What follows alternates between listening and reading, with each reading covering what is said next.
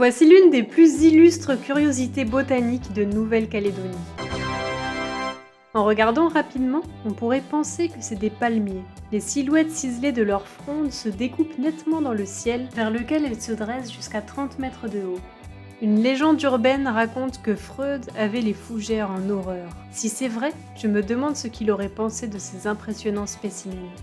Leur stipe, c'est-à-dire leur tige principale, est une curiosité.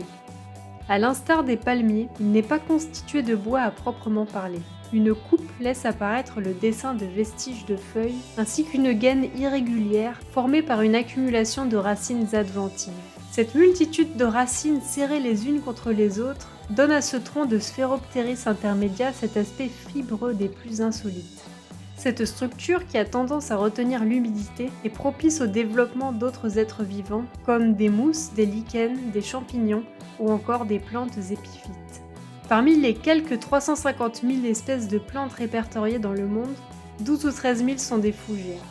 Parmi ces espèces, 259 poussent en Nouvelle-Calédonie.